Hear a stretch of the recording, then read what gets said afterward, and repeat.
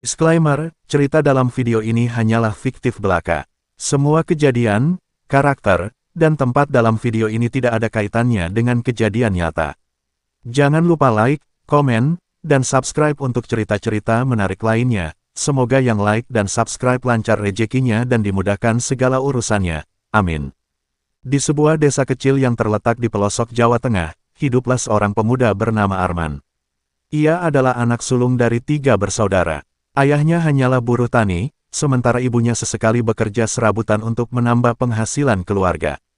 Hidup mereka penuh keterbatasan. Rumah reyot berdinding bambu itu tak mampu menahan dingin saat hujan, dan nyaris ambruk diterjang angin. Arman sejak kecil sudah terbiasa bekerja keras.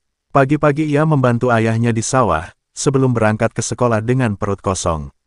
Meski sering diejek teman-temannya karena baju lusuh dan sandal jepit yang hampir putus, ia tidak pernah mengeluh.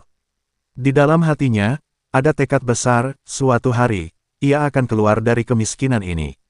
Namun, nasib seperti tak berpihak kepadanya. Ketika Arman lulus SMA, ayahnya jatuh sakit keras dan akhirnya meninggal. Ibunya yang sudah renta tak mampu lagi bekerja. Beban keluarga kini ada di pundaknya. Ia harus membuat pilihan, tetap di desa atau merantau ke kota. Dengan uang seadanya hasil meminjam dari tetangga, ia berangkat ke Jakarta, kota yang baginya penuh impian, meskipun juga penuh ketidakpastian. Arman tiba di Jakarta dengan sisa uang 50.000 di sakunya. Ia tak punya sanak saudara di sana, hanya membawa tekad dan keberanian.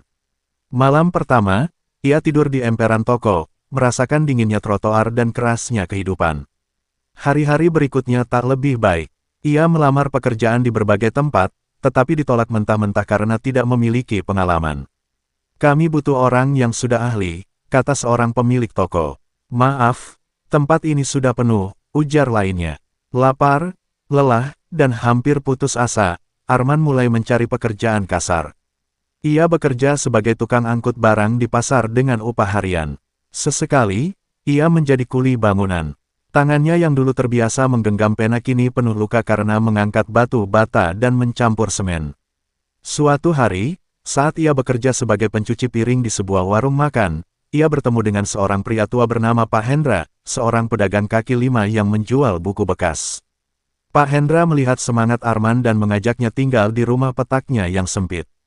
Di sanalah Arman mulai belajar sesuatu yang mengubah hidupnya, berjualan.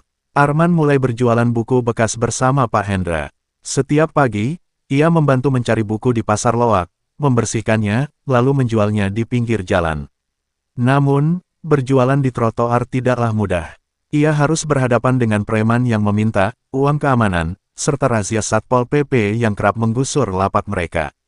Suatu hari, lapaknya disita oleh petugas.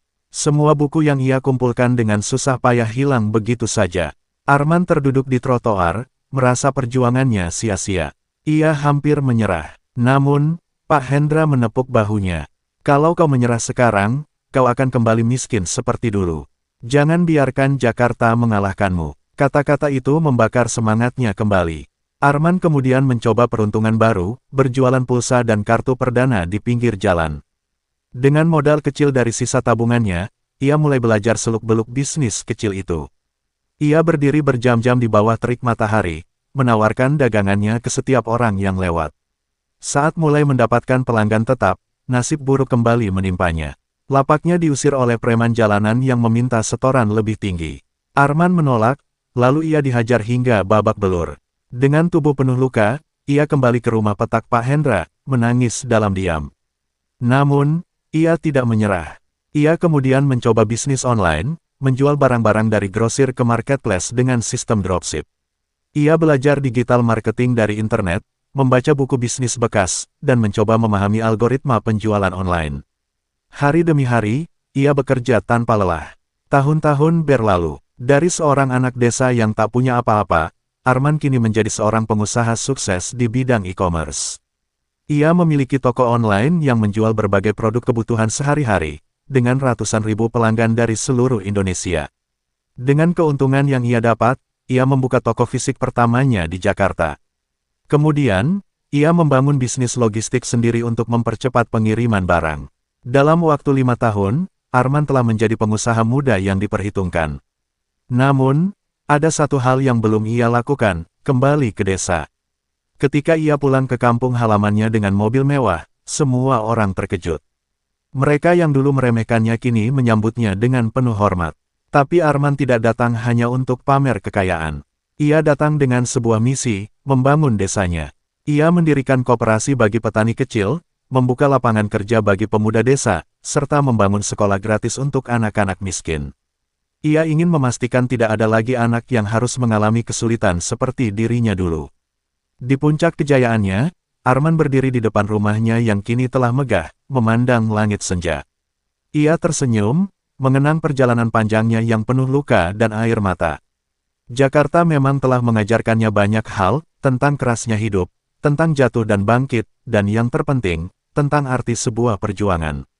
Kehidupan memang tidak selalu adil, tetapi selama kita punya tekad dan keberanian untuk terus berjuang, tidak ada yang mustahil.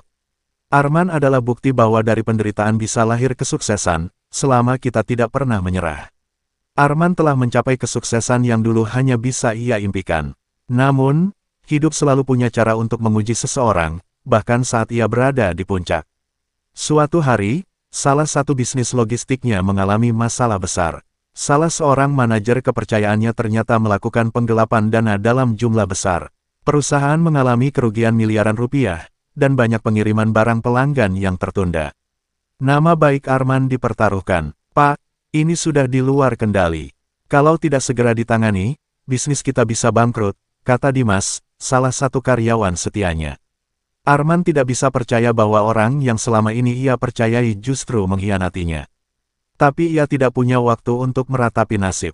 Ia harus bertindak. Tanpa ragu, ia turun langsung ke lapangan, berbicara dengan timnya, menenangkan pelanggan yang marah, dan mencari cara untuk menutup kebocoran dana. Ia menjual sebagian aset pribadinya untuk menutupi kerugian dan tetap membayar gaji karyawan. Butuh waktu lebih dari setahun untuk memulihkan kepercayaan pelanggan dan memperbaiki citra perusahaannya. Namun, pengalaman pahit ini justru membuatnya lebih bijaksana. Ia belajar bahwa kesuksesan bukan hanya soal mencapai puncak, tetapi juga bagaimana bertahan di atasnya. Di tengah perjuangan membangun kembali bisnisnya, Arman menyadari ada satu hal yang selama ini ia abaikan, cinta dan keluarga. Selama bertahun-tahun, ia terlalu sibuk mengejar kesuksesan hingga lupa melihat seseorang yang selalu ada di sisinya, Nadia, sahabat masa kecilnya yang kini menjadi dokter di desa. Saat ia pulang ke kampung halamannya lagi untuk meresmikan sekolah yang ia bangun, ia bertemu Nadia. Perempuan itu masih sama seperti dulu, sederhana dan penuh kasih. Kamu sudah terlalu jauh dari desa ini, men, kata Nadia sambil tersenyum.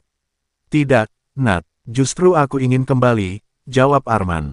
Ia akhirnya menyadari bahwa meskipun dunia telah memberinya segalanya, hatinya tetap tertambat di tempat di mana semuanya dimulai. Dengan keberanian yang sama seperti saat ia pertama kali merantau, ia melamar Nadia. Mereka menikah dalam sebuah acara sederhana di desa, dihadiri oleh keluarga dan orang-orang yang dulu pernah meragukannya. Tahun-tahun berlalu, Arman kini tidak hanya menjadi pengusaha sukses, tetapi juga sosok inspiratif bagi banyak anak muda desa yang ingin mengubah nasib. Ia mendirikan program beasiswa bagi anak-anak dari keluarga kurang mampu, serta membangun pusat pelatihan wirausaha. Ia sadar, perjuangannya dulu bukan hanya untuk dirinya sendiri, tetapi untuk semua orang yang pernah merasa tak punya harapan. Suatu sore, ia berdiri di depan rumahnya, melihat anak-anak desa berlarian di lapangan sekolah yang ia bangun.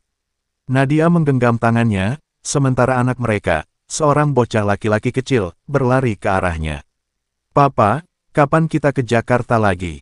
Tanya anaknya. Arman tersenyum dan menggendongnya. Suatu hari nanti. Tapi ingat, tidak penting di mana kita berada. Yang penting, kita selalu berjuang dengan hati yang kuat. Matahari senja menyinari wajahnya yang penuh ketenangan. Ia telah melalui perjalanan panjang, penuh luka dan air mata. Namun, pada akhirnya, semua itu membawanya pada satu hal yang lebih berharga dari sekadar kesuksesan, makna hidup yang sesungguhnya.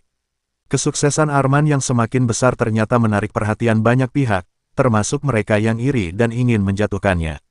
Setelah bisnisnya pulih dari krisis sebelumnya, tantangan baru datang dari pesaing yang berusaha menghancurkan reputasinya dengan cara licik.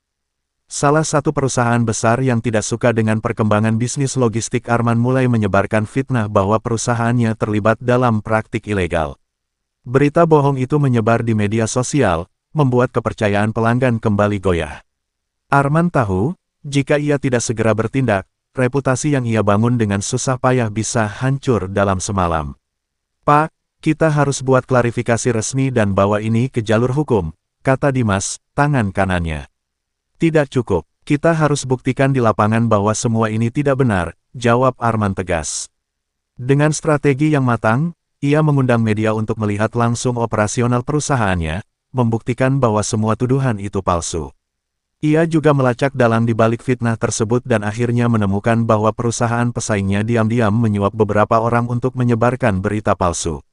Setelah melalui proses hukum yang panjang, kebenaran akhirnya terungkap. Nama baik Arman kembali bersih, dan kepercayaan publik terhadap perusahaannya justru meningkat. Namun, dari semua ini, ia belajar satu hal, semakin tinggi pohon tumbuh, semakin kencang angin menerpa. Di puncak kejayaannya, Arman mulai merasa ada sesuatu yang kurang dalam hidupnya. Ia sudah membangun bisnis besar, membantu banyak orang, dan memiliki keluarga bahagia, tetapi hatinya berkata bahwa ia harus melakukan sesuatu yang lebih besar. Suatu malam, ia berbincang dengan Nadia di teras rumah. "Aku merasa sudah saatnya aku mundur dari dunia bisnis," kata Arman. Nadia terkejut. "Kenapa? Kamu sudah bekerja keras sampai di titik ini." "Aku ingin fokus membangun lebih banyak sekolah dan pusat pelatihan untuk anak-anak muda desa. Aku ingin memastikan tidak ada lagi pemuda yang harus mengalami penderitaan seperti yang pernah aku alami." Keputusan itu tidak mudah. Banyak orang yang menyarankan agar ia tetap bertahan di dunia bisnis, tetapi bagi Arman, kesuksesan sejati bukan hanya soal uang dan kekuasaan, tetapi tentang bagaimana ia bisa memberi manfaat bagi orang lain. Ia akhirnya menjual sebagian besar saham perusahaannya, tetap mempertahankan sebagian kecil untuk memastikan bisnisnya berjalan dengan baik, tetapi tidak lagi aktif mengelolanya. Dengan hasil penjualan itu, ia mendirikan lebih banyak sekolah, pusat pelatihan wirausaha, dan lembaga beasiswa untuk anak-anak desa yang ingin meraih mimpi. Tahun-tahun berlalu, Arman kini bukan lagi sekadar seorang pengusaha, tetapi seorang tokoh inspiratif yang dihormati di seluruh negeri. Kisah perjuangannya menjadi motivasi bagi banyak orang. Di usianya yang semakin menua, ia duduk di beranda rumahnya, ditemani Nadia dan anak-anaknya yang kini tumbuh menjadi pemuda-pemudi yang cerdas dan berbakti. "Ayah, aku ingin melanjutkan perjuanganmu," kata putra sulungnya, yang kini sedang menempuh pendidikan di luar negeri. Arman tersenyum. "Teruslah berjuang, nak. Ingat, hidup ini bukan tentang seberapa tinggi kita bisa naik, tapi seberapa banyak kita bisa membawa orang lain naik bersama kita." Matahari senja kembali menyinari wajahnya, seperti saat pertama kali ia pulang ke desa setelah meraih kesuksesan. Kini, ia tahu bahwa ia telah melakukan sesuatu yang jauh lebih besar dari sekadar menjadi kaya. Ia telah mengubah nasib banyak orang. Dan disitulah letak kemenangan sejatinya. Tamat.